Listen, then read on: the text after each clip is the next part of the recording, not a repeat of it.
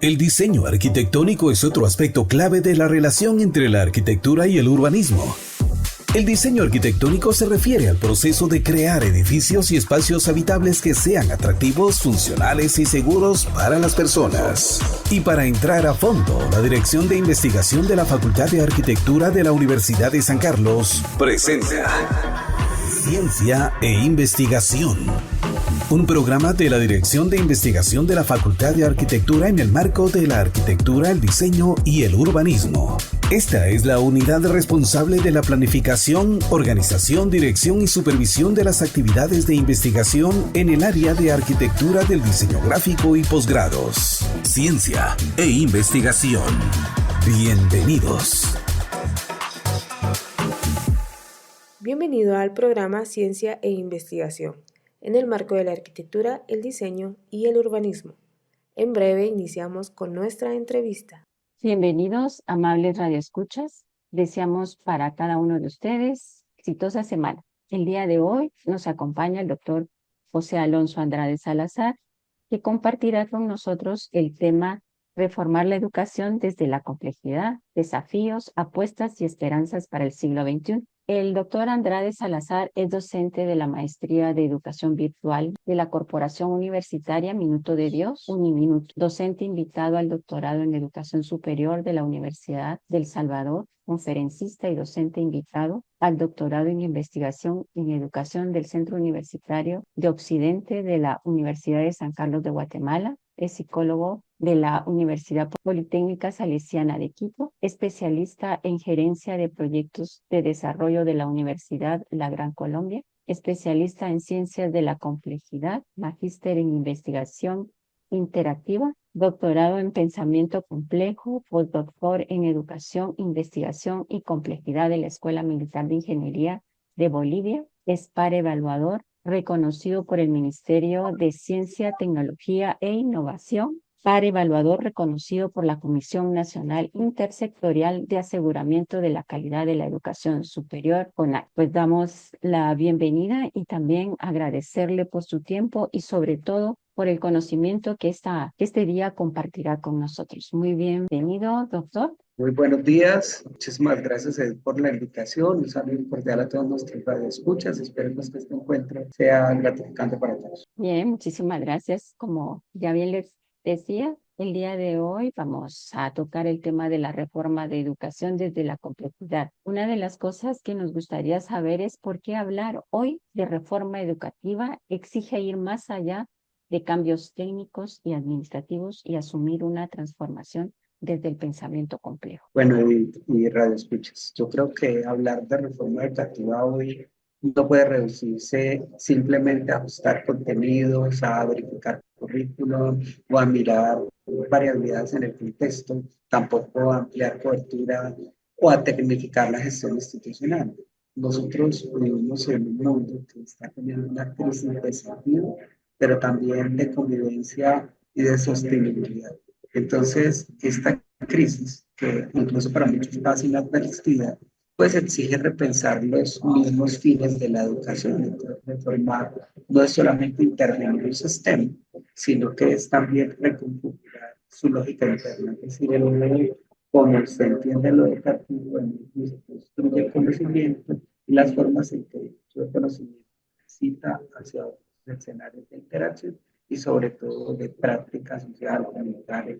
Entonces, el pensamiento complejo nos ofrece una experiencia justamente que es cuestionar esas bases y sobre esas bases reduccionistas, lineales y fragmentadas, pues ha operado históricamente la educación y ha reducido el acto educativo a un acto insular, repetitivo, con poco diálogo entre las diferentes áreas que componen los procesos formativos. Por eso, incluso el mismo concepto de área, ¿cierto? Un lugar apartado del otro nos muestra que en la misma concepción de lo educativo hay como ínsulas o hay como nichos del conocimiento donde cada vez más difícil que esos conocimientos que dialoguen o se encuentren y se reviven.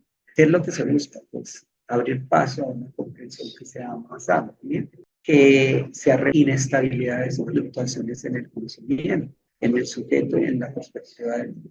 Esa es una reforma profunda, solo es posible si se asume una mirada como complejo, lo integrativo, lo relacional, lo dialéctico, que al mismo tiempo sea ética, antropoética y que tenga una perspectiva política de cambio. Entonces, desde una perspectiva de complejidad, reformar va a implicar desarticular esos modelos que han convertido la educación en una maquinaria de reproducción social, o sea, construir espacios donde emerjan nuevas formas de pensar, de sentir, de enseñar y de aprender. Entonces no basta con introducir tecnologías o capacitar a docentes.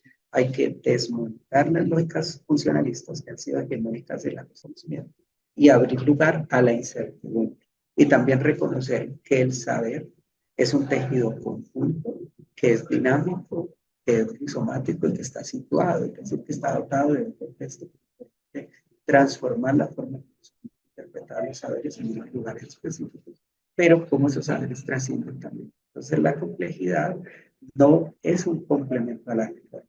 La complejidad es su condición de posibilidad.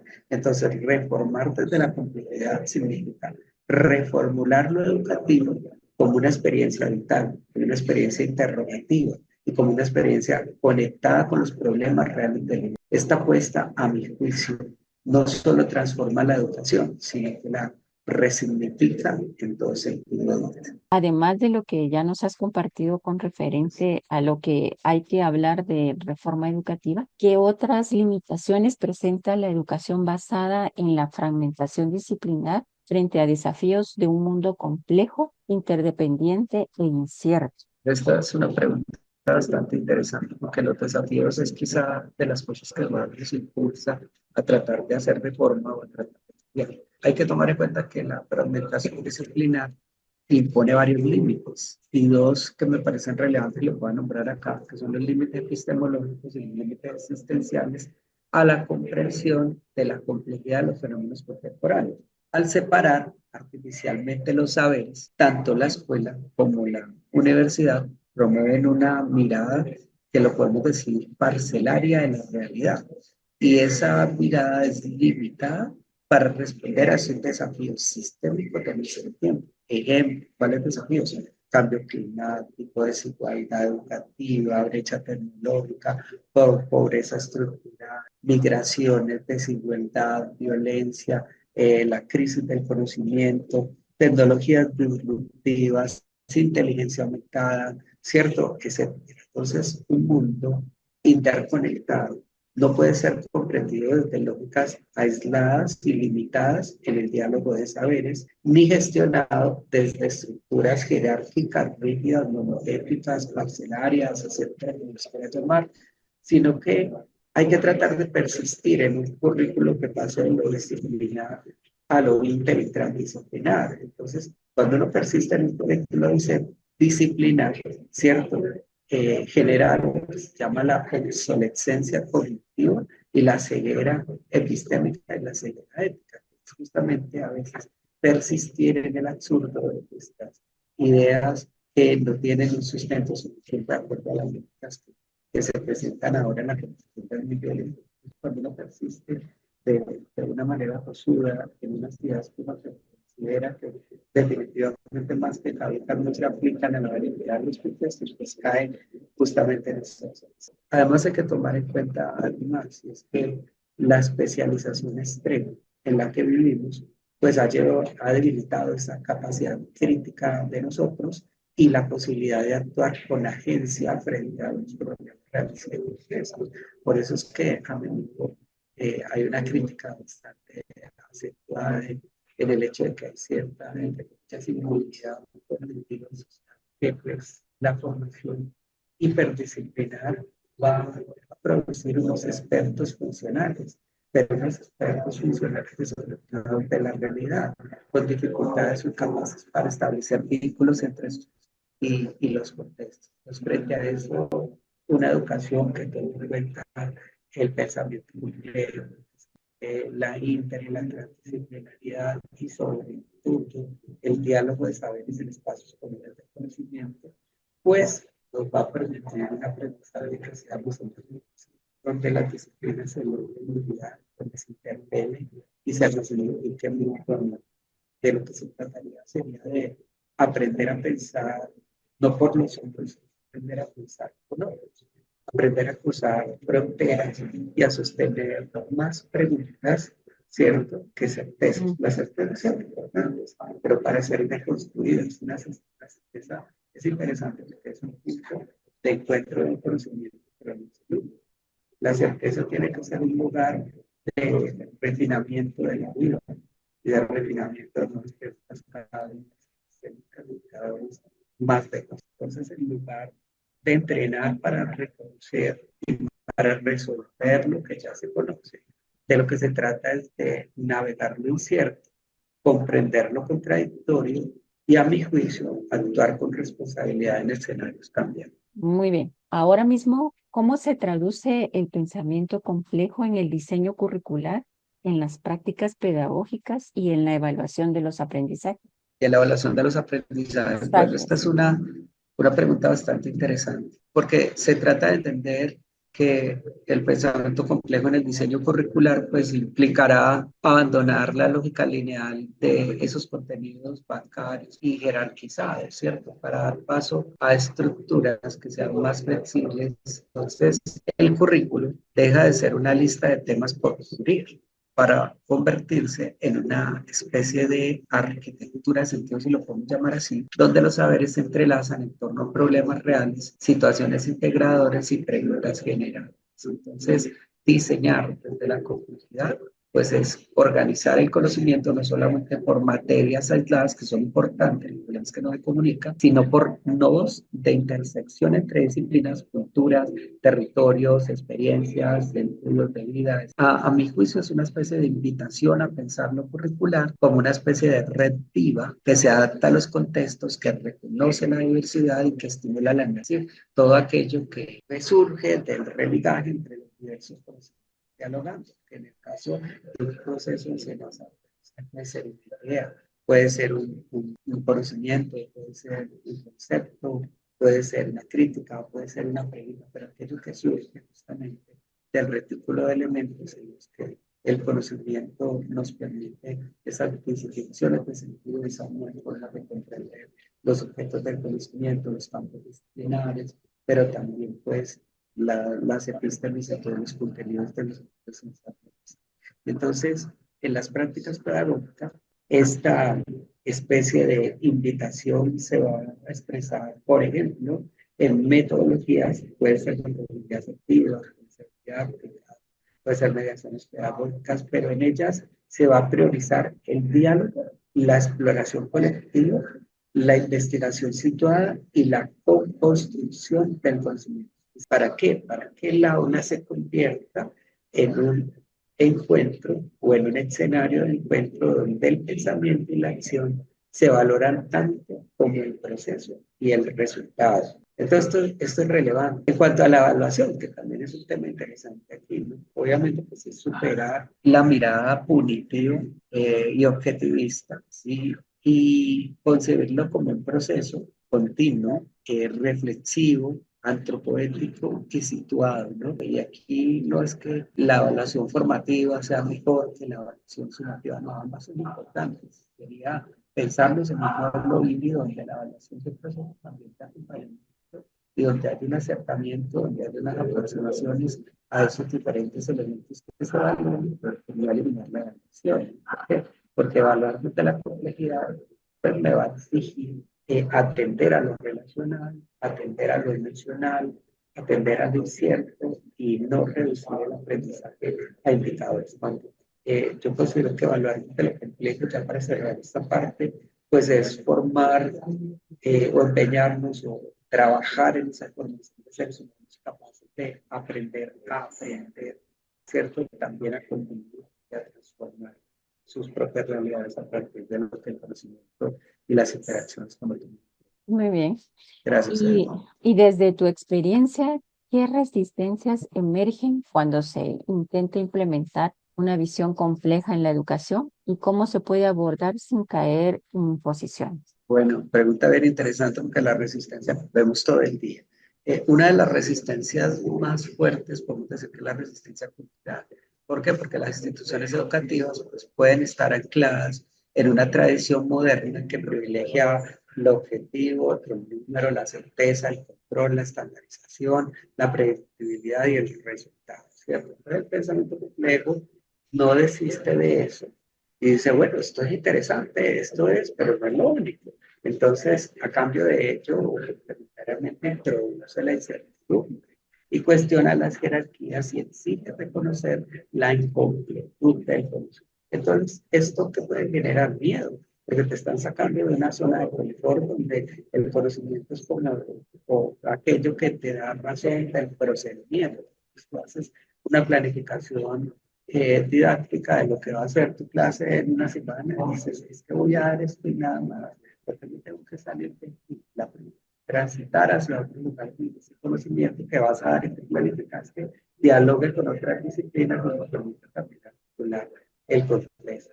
Entonces, genera miedo, desconfianza, rechazo, especialmente en esos contextos donde lo normativo y lo evaluativo han sido, pues, se han instalado como herramientas de control. Entonces, en lo docente también hay resistencias ligadas al hábito, a la formación inicial disciplinar, a la carga administrativa, pero también al temor de perder autoridad con lo esperado. Entonces, abordar esta resistencia no va a significar imponer una nueva ortodoxia, sino abrir espacios de diálogo, escucha y formación continua, donde el pensamiento complejo sea una posibilidad que nos llame al diálogo, a la reflexión, a la escuela. Yo creo que el cambio no se decreta, yo creo que el cambio se construye colectivamente. Esa es la complejidad. No se introduce como un modelo cerrado, sino que debe ser pensado como una ética que trae a la vez una socioética también relacional que acompaña procesos, que respeta las trayectorias instaladas, porque hay algo que el Gracias. Muy bien. Ahora mismo, ¿cuál es el rol de los docentes en una reforma educativa inspirada en la complejidad? ¿Y qué tipo de formación docente se requiere para ello? Bueno, gracias por esa pregunta tan bonita. Yo pienso que los docentes somos claves, ¿cierto? Y yo pienso que el docente en clave de complejidad deja de ser un simple transmisor de conocimiento para convertirse en un tejedor de facilitador de experiencias significativas, porque no, obviamente, en un acompañante de los abiertos, donde la incertidumbre está. Yo pienso que su papel se resignifica, porque el docente es un investigador que habita la pregunta, que escucha, que articula saberes diversos y que propicia encuentros entre los contextos mentales y reales de los estudiantes. Es un sujeto que no enseña desde la incertidumbre, es un sujeto que enseña desde la implicación, desde esa ética de unidad, desde la dirección de la diferencia, pero también desde un lugar muy bonito, desde la humildad. Entonces, en contexto de reforma educativa completa, yo considero que el maestro pues es un actor crítico, capaz de leer su entorno y de transformarlo colectivamente. Para ellos, de nuestros licenciados, no puede ser centrada en esas competencias técnicas, programas descontextualizados. Aquí requerimos pues una transformación radical, que es formar para la complejidad, formando en el pensamiento crítico y la reflexividad, ¿cierto? Necesitamos una sensibilidad ecosocial, una ética ciudadana y un diálogo de saberes permanente para que el maestro de formación también logre permitir estos elementos cercanos. ¿Qué implica esto? Pues una pedagogía del ser, una pedagogía del una pedagogía de la co-creación con tus estudiantes, digamos, sobre ecología y estás viendo el papel de ciertos agentes, el impacto ecológico y das en clase una forma de situar este conocimiento e incluso muestra una revelación distinta al estudiante que esto será texto inmediato, que haga un reporte que será verbal, que será contarle a otro, o utilizar cualquier mediación para hacerlo de tus dibujos, o hasta lo que quiera, que tenga una forma abierta de presentar lo que diga y que hable de lo que vivo, de que está viendo conocimiento. Y lo que emerge de ahí es los disciplinares, factores del conocimiento, y cuando ese conocimiento es validado, ¿sí? Por el docente que de alguna manera abre el espacio para que el conocimiento del saber está centrado en el que transita por diferentes seres. En la medida de que tienen la oportunidad de escucharse, pues transforman los interlocutores. Es una reforma educativa sin transformación docente, pues es una reforma vacía. Porque la educación se reforma de los sujetos, no desde la humanidad. Muy bien. ¿Y qué esperanzas o apuestas tienes para el futuro en la educación en América Latina? Si se asume la complejidad no solo como un método, sino como ética y visión del mundo. A ver, yo pienso que asumir la complejidad como ética implica ya desde una perspectiva más moriniana que la donde en varias de la ética autodivide, realmente piensa la ética de 4 dimensiones en interacción, que son la autoética, la socioética y la antropoética. Pues tenemos una ética no que está sentada en los campos específicos, sino que está en interrelación con el sujeto. Tiene que cambiar. Entonces, asumir la complejidad de la ética y visión del mundo en América Latina va a permitir recuperar nuestra raíz, valorar nuestra diversidad y abrir caminos hacia una educación verdaderamente liberadora. La esperanza, pienso yo que no radica en replicar los modelos externos, sino en construir alternativas propias del conocimiento, arraigadas pero en nuestras realidades, en nuestras memorias, pero también en nuestras necesidades, que articulemos una educación que no solo enseñe, sino que nos libere de la colonización cognitiva que somos incapaces de generar conocimiento, de producir ciencia, que nos ha hecho incapaces de estimar nuestras tecnologías, de estimar nuestras, preferir modelos colonizadores por sobre nuestros modelos explicativos de nuestra realidad. Entonces, una educación que prepare para el desierto, que acoja la incertidumbre, sin perder la ternura, la empatía y el compromiso con lo común, es también una forma de descolonizar el pensamiento educativo y de devolverles. En este horizonte, yo me imagino escuelas y universidades como unos territorios de encuentro, como laboratorios, si lo podemos decir así, de creación colectiva, como espacios donde se cultiva el pensamiento crítico, la empatía y el sentido de comunidad. No se trata de idealizar estos lugares, sino de construirlos día a día, unos con otros. Una educación menos jerárquica, más dialógica, más humana. Yo creo que nuestros pueblos tienen una riqueza cultural, intelectual y también espiritual innegable e inmensa. Si nosotros logramos articular la complejidad con nuestras urgencias, pero también con nuestros saberes propios, creo que podríamos avanzar hacia una educación mucho más afectiva, mucho más situada y comprometida con la vida en todas sus formas. Creo que ese es el objetivo de la educación y esa es la esperanza que moviliza, pues, epistemológicamente, educar no para adaptarse al mundo, sino pues, educar para transformar. Muchísimas gracias también para ir cerrando ya esta exposición que nos has dado el día de hoy. Algo reflexivo para nuestros radioescuchas. Ok, muchísimas gracias. Yo pienso que podemos cerrar con un compromiso educativo.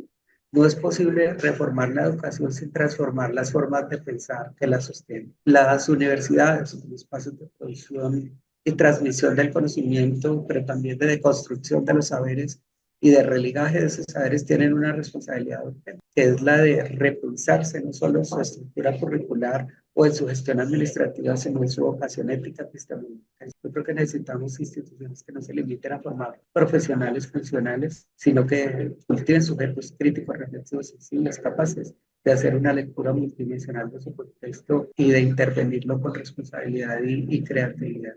Muchísimas gracias a ti, Edith, muchísimas gracias a los radioescuchas. Espero que no sea la última vez y que nos volvamos a encontrar en otro espacio análogo. Agradecemos al doctor Andrade por esta magnífica experiencia que nos cuenta a través de los años que él ha compartido como docente y como investigador. Damos la despedida el día de hoy para volvernos a reencontrar nuevamente con ustedes, Radio Escuchas, el próximo jueves, y le damos las gracias nuevamente al doctor Andrade por haber compartido con nosotros este día. Te esperamos la próxima semana por el 92.1 de Radio Universidad. Hoy, en Ciencia e Investigación, entramos a fondo y dimos a conocer los principales eventos de la Dirección de Investigación de la Facultad de Arquitectura, que realiza en colaboración con universidades extranjeras y departamentos de la Universidad de San Carlos, que son de interés general para distintas disciplinas de profesionales. Vuelva a escucharnos el próximo jueves a las 7:30 horas por Universidad 92.1 FM, conectados con la realidad.